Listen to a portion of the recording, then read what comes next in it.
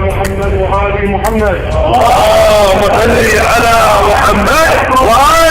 29 December 2006 সাল বাগদাদের একটি ছোট্ট কংক্রিটের সেলের মধ্যে এমন এক ব্যক্তি বন্দী রয়েছে যার এখানের অবস্থান সম্পর্কে বাহিরের দুনিয়ার কোনো ব্যক্তির কোনো ধারণাই নেই। সাদ্দাম হোসেন ঘুম থেকে জেগে ওঠে, তখনও সে জানে না যে পরের দিন তার সাথে কি ঘটতে চলেছে, কিন্তু সেখানে থাকা গার্ডেরা অলরেডি সেই তথ্যটি জানতে পেরে যায়। সুপার 12 এই এলিট গার্ডেরা যারা সাদ্দামকে নিরাপত্তার মধ্যে রেখেছিল, তাদের মধ্যে বেশ কয়েকদিন ধরে কোলাহল চলছিল। তাদের অফিসাররা তাদেরকে জানিয়ে দেয় যে খুব তাড়াতাড়ি সাদ্দাম হোসেনকে বিল্ডিং 114 থেকে নিয়ে যাওয়া হবে। বিল্ডিং 114 ছিল সর্বোচ্চ নিরাপত্তার রুম, আর এটা বাগদাদের একটি আইল্যান্ডে অবস্থিত।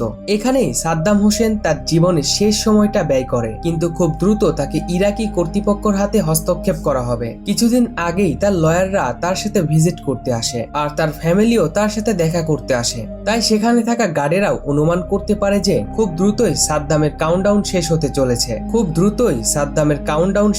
চলেছে। কিন্তু তাদেরকে সরাসরি কোনো তথ্য জানানো হয়নি। প্রায় 3 বছর ধরে মার্কিন সেনারা তার উপরে নজর রেখেছিল, তাকে পাহারা দিত, তার সাথে গল্প করত, এমনকি তার সাথে হাসি ঠাট্টাও করত। কিন্তু কয়েক ঘন্টার মধ্যেই সে পৃথিবী থেকে চিরতরের জন্য বিদায় নেবে। 5 ডিসেম্বর 2006 সাদ্দাম হোসেনের মৃত্যুদণ্ড ঘোষণার পর সাদ্দাম হোসেন একটি রিকোয়েস্ট করেছিল তাকে যাতে ফায়ারিং স্কোয়াডের মাধ্যমে মৃত্যুদণ্ড দেওয়া হয়, ঠিক একজন সোলজারের মতো।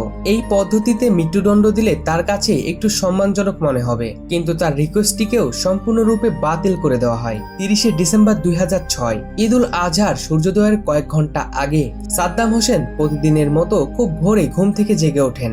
এরপরে সে মেঝের উপরে বসে অজু করে, তারপরে সে কোরআন পাঠ করা শুরু করে। ভোর 3টায় মৃত্যুদণ্ড কার্যকারী কমান্ডাররা ভেতরে প্রবেশ করে, আর সেখানে থাকা গার্ডদেরকে সেখান থেকে চলে যেতে বলে।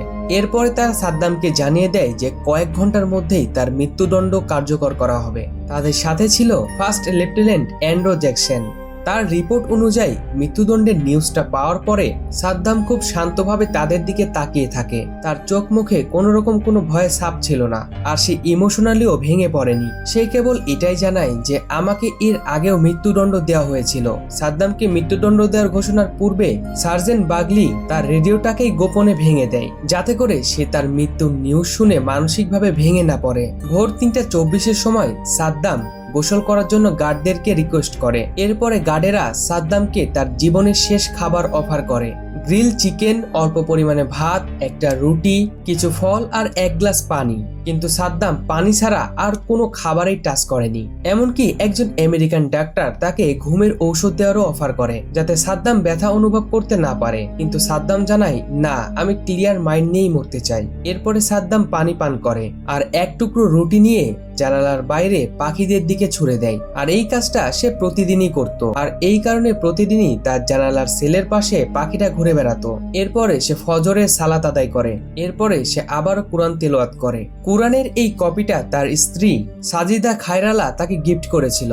এরপরে সে কোরআনটা বন্ধ করে আর বুকে জড়িয়ে ধরে বলে, এটাই আমার শেষ সঙ্গী। 4টার সময় একজন আমেরিকান ইনচার্জ অফিসার ভেতরে প্রবেশ করে, আর সে জানায়, mister president, it's time to go.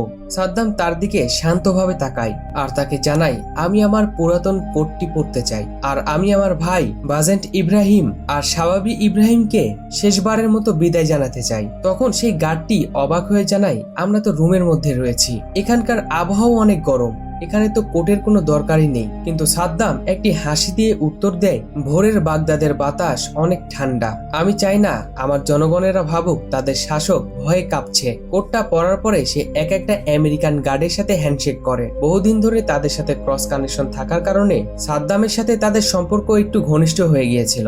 যখন সে কোনো গার্ডেদের ডাকতো, সে সবসময় বিনয়ের সাথে বলতো, মাই ফ্রেন্ড। এরপর সাদ্দাম তার হাতের রোলেক্সের সেই ঘড়িটি খুলে একজন গার্ডকে দিয়ে দেয়।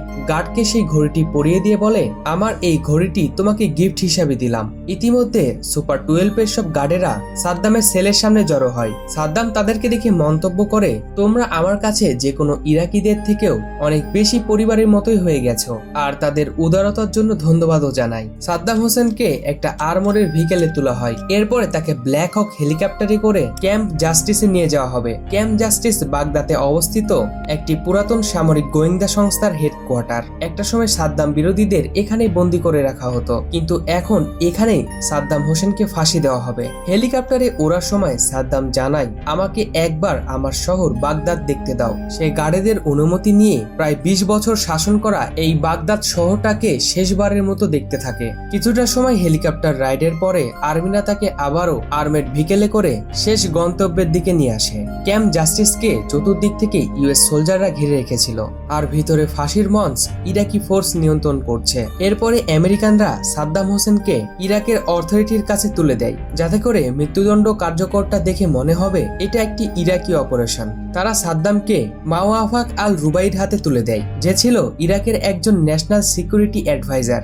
সাদ্দামের শাসনের সময় তাকে খুব টর্চার করা হয়েছিল, আর এখন সে তার শত্রুকে ফাঁসির মঞ্চের দিকে নিয়ে যাচ্ছে। এরপরে সাদ্দাম হোসেন পুরাতন সামরিক গোয়েন্দা বিল্ডিং এর ভেতরে প্রবেশ করে। এই বিল্ডিংটাকেই একটি টেম্পোরারি কারাগার বানিয়ে ফেলা হয়। এখানে ফাঁসির মঞ্চ আগে থেকেই প্রস্তুত ছিল। এরপরে সাদ্দাম ফাঁসির কক্ষে প্রবেশ করে। এখানে একটি আবসা আলো জ্বলছিল, মাঝখানে একটি কাঠের প্ল্যাটফর্ম রয়েছে, যার মধ্যে একটি ফাঁসির ট্র্যাপডোর রয়েছে, আর ওপরে ঝুলছে 39টা গিট বিশিষ্ট মোটা দড়ি। 1991 সালে গালফ ওয়ারের সময় সেম সংখ্যক মিসাইল সাদ্দাম হুসাইন ইসরায়েলের তেল আবিবে লঞ্চ করেছিল। ফাঁসির মঞ্চের এই ঘটনাটি সাদ্দামের লয়ার খালিদ আল দুলাইমি একটি ইন্টারভিউতে পাবলিশ করে। সে জানায় সাদ্দাম হোসেনের হাত পা বাঁধা ছিল, কিন্তু তার মধ্যে কোনো রকম কোনো ভয়ের চিহ্নই ছিল না, অথচ সে কোনো চেতনানাশক ঔষধও খায়নি। এরপরে ভিতরে একজন বিচারক সাদ্দাম হোসেনের অভিযোগগুলো জোরে জোরে পড়তে শুরু করে, আর তখন সাদ্দাম চিৎকার দিয়ে বলতে থাকে, আমেরিকার মৃত্যু হোক আর ফিলিস্তিনি দীর্ঘজীবী হোক। অন্যদিকে সেখানে উপস্থিত সাদ্দাম বিরোধীরা মুক্তাদা মুক্তাদা বলে চিৎকার করতে থাকে। মুক্তাদি আল সাদার ছিল একজন পাওয়ারফুল ইরাকি শিয়া ধর্মগুরু, যিনি সাদ্দামের কঠোর বিরোধিতা করেন। আসলে তারা সাদ্দামকে অপমান করতে চেয়েছিল। খালিদ আর দুলাইমের রিপোর্ট অনুযায়ী মুক্তাদা সাদার সেখানে উপস্থিত ছিল। সে নিজের হাতেই সাদ্দামের গলায় ফাঁসির দড়ি পরায়। ফাঁসির গিটটা ঠিকঠাক আছে কিনা সে বারবার চেক করে দেখে, আর তারপরে সে পেছনে সরে আসে। একজন সাদ্দাম বিরোধী চিৎকার দিয়ে বলে ওঠে, সাদ্দাম তুমি নরকে যাও। উত্তরে সাদ্দাম বলে, সেই নরকটাই এখন ইরাক। এরপরে সে শাহাদা পাঠ করতে শুরু করে, আর তখনই পায়ের নিচে থাকা ট্র্যাপডোরটা খুলে দেওয়া হয়, আর সাদ্দাম সোজা গর্তে গিয়ে পড়ে। কিন্তু এরপরে কি ঘটেছিল তা আজও একটি বিতর্কের বিষয় রয়ে গিয়েছে। একটি রিপোর্ট অনুযায়ী ফাঁসির দড়িটা ছিল খুবই বড়। সাদ্দাম হোসেনের পা মাটিতে টাচ করছিল, আর তখনও সে জীবিত ছিল। কিন্তু সেখানে উপস্থিত শিয়াপন্থীর লিডাররা তাকে লাথি মারতে থাকে। তার শেষ নিঃশ্বাস পর্যন্ত তাকে তারা ছুরি দিয়ে আঘাত করতে থাকে। এরপরে তার মৃতদেহটি আবারও ফাঁসির দড়িতে ঝুলিয়ে দেয়, আর এই দৃশ্যটাকে তারা রেকর্ড করে, যাতে মনে হয় আইন অনুযায়ী মৃত্যুদণ্ড দেওয়া হয়েছে। এইদিকে ঠিক 6টার সময় গান ফায়ারের শব্দ শোনা যায়। তবে এটা কোনো অ্যাটাক ছিল না, এটা ছিল সাদ্দাম বিরোধীদের এক উন্মাদ সেলিব্রেশন। সাদ্দাম বিরোধীরা এই মুহূর্তটার জন্যই অনেক দিন ধরে অপেক্ষা করে আসছিল। সাদ্দাম হোসেনের মৃত্যুদণ্ড কার্যকর করার পর তার লাশকে দাফন করা নিয়ে একটি বড় সমস্যা দেখা দেয়। তার ডেড বডিকে ইউএস ফোর্স ক্যাম্প জাস্টিস থেকে সরিয়ে দেয়। 24 ঘন্টার মধ্যে তার ডেড বডি তার জন্মভূমি আল আউজায় ট্রান্সফার করে দেয়। আল আউজা ছিল একটি গ্রাম, আর সেখানে রাতের অন্ধকারে তাকে দাফন করে দেওয়া হয়। তার জানাজা কোনো পাবলিক ইভেন্টের মতো ছিল না। একটি হলের ভেতরে তার কিছু ফ্যামিলি মেম্বার, কিছু ধর্মগুরু আর কিছু লোকাল ট্রাইব উপস্থিত ছিল। সাদ্দামের লয়ার আল দুলাইমের রিপোর্ট অনুযায়ী সাদ্দামের লাশ দাফনের পরে ঘটে এক আজব ঘটনা। তার কবরের পাশে মেন পানির পাইপটি হঠাৎ করে ফেটে যায়, আর কবরস্থানে পানির স্রোত বইতে শুরু করে। দুলাইমের মতে এটা ছিল পরিকল্পিত, কারণ সাদ্দাম বিরোধীরা হয়তো তার ডেড বডি প্রদর্শনের জন্য কবর থেকে হয়তো তুলে নিত। তাই তার ফ্যামিলি মেম্বাররা দ্রুত সেখান থেকে তার ডেড বডিকে বের করে নিয়ে আল আউজা থেকে সরিয়ে নিয়ে দ্রুত একটা গোপন জায়গায় দাফন করে দেয়। তো এখনই আমাদের চ্যানেলটি সাবস্ক্রাইব করে ফেলুন। ভিডিওটি ভালো লেগে থাকলে লাইক, কমেন্ট এবং শেয়ার করতে ভুলবেন না। আপনি যদি আমাদের চ্যানেলে নতুন হয়ে থাকেন তো এখনই আমাদের চ্যানেলটি সাবস্ক্রাইব করে রাখুন। তো ভিডিওটি শেষ পর্যন্ত দেখার জন্য অসংখ্য ধন্যবাদ।